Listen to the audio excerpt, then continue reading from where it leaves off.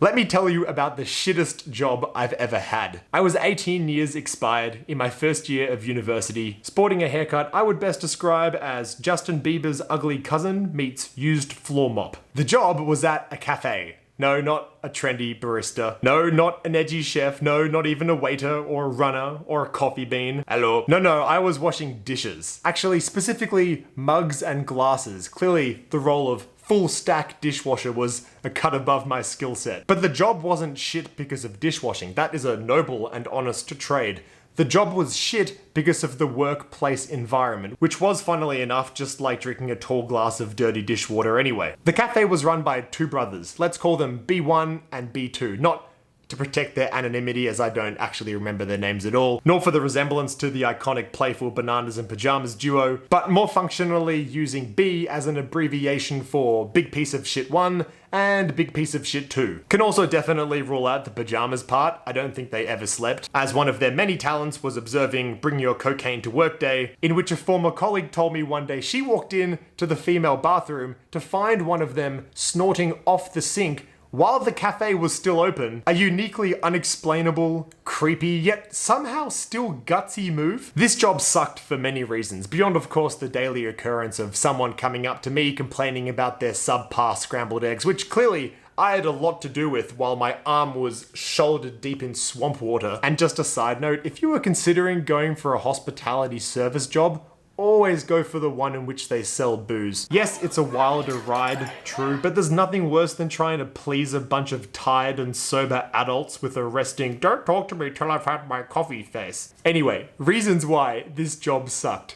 B1 and B2 thought that they were the chief banana in charge, so each shift was basically getting shouted at by each of them one at a time to do something that was usually directly contradicting the orders of the other one. The lead barista there, despite being another struggling penniless uni student like myself, thought he was the second coming of Jesus but in coffee making form. Instead of turning water into wine, it was the apparent miracle of milk into slightly heated milk. I don't remember how much exactly I was being paid, but I do remember Googling at the time what minimum wage in Australia was, and realizing I was, not that. But said nothing out of fear of retribution from the evil fruit twins. When I did eventually quit that job, I think via a wimpy little text message, I never actually got an official reply, but I sure as hell never dared show my face within a wide berth of that part of town ever again. Did you like my story? No?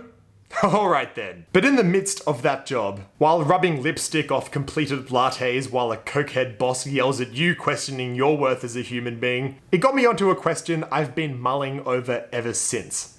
Will I ever like my job? And so I put it to you. Will you ever like your job? In the 12 years since Cafe a la Banana, I've worked in a whole bunch of different settings and styles, from hospitality to the corporate world, from technology to finance, unpaid internships to very comfortable full-time positions, and the question is still pertinent. And not to repeat the most obliterated phrase of the last couple of years, but now more than ever. Even now. Especially now.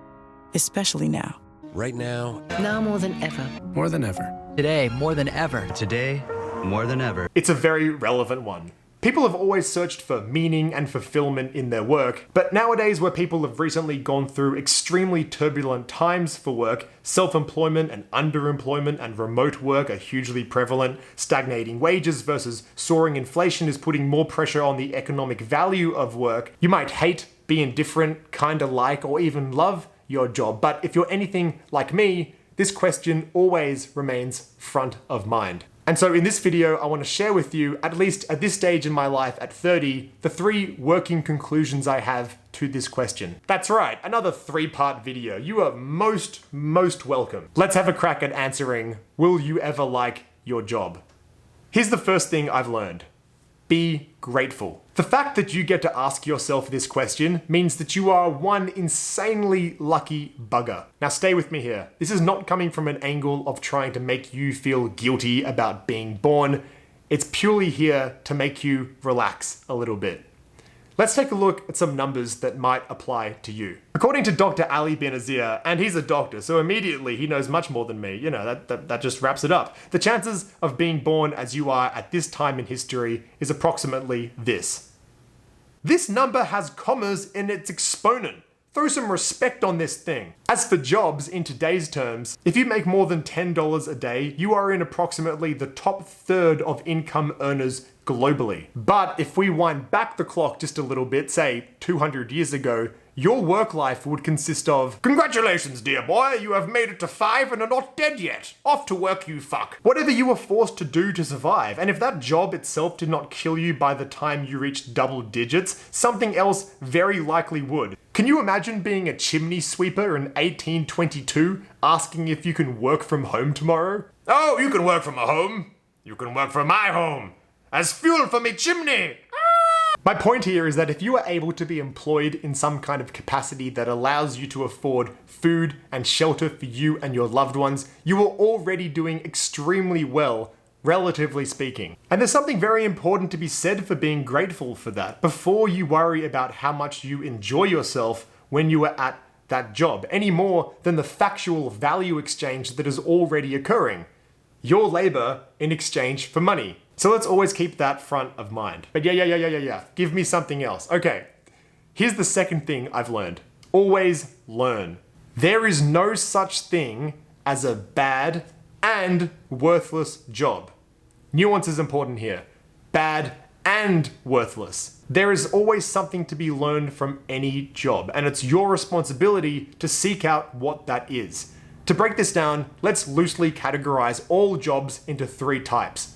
Bad, challenging, and great. Bad jobs are those that are not good for you, are not worth your time, and are probably actively harmful. Maybe that's unsafe work conditions, a dodgy contract, or a boss that resembles a banana. You should always leave bad jobs as soon as possible. But they're not worthless.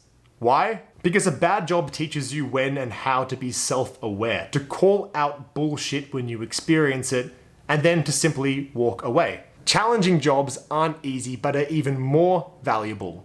These are jobs that teach you skills, problem-solving abilities, and pure grit to overcome whatever specific scenarios are thrown your way. As unpleasant as they are, many of which you will inevitably face many times throughout your future career. Working in bars, for example, was instrumental in helping me cope in demanding and high-stress environments, learning to deal with and avoid getting glassed by people on a daily basis, learning to work well in a team. Once you've poured an entire tray of cosmopolitan pink cocktails over a jacked bloke in a tight white t-shirt, you feel somewhat better for the experience. Great jobs are the promised land of work. These are jobs that are not only just challenging, but also give you a present sense of enjoyment and fulfillment while you're carrying them out. They teach you about what you do like and therefore what you should seek out more of in the future. I found more experiences like these the older I've gotten, but only because of going through bad and challenging jobs when I was younger. It's never a perfect linear process, but the opportunity to learn from each job is crucial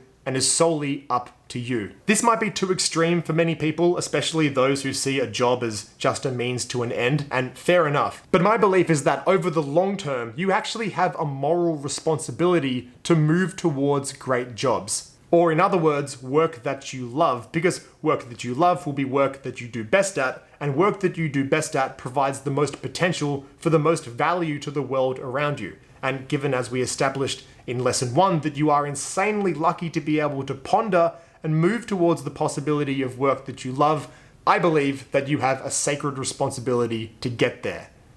Or die trying, Jesus. And so lastly, how do you get there? Lesson 3.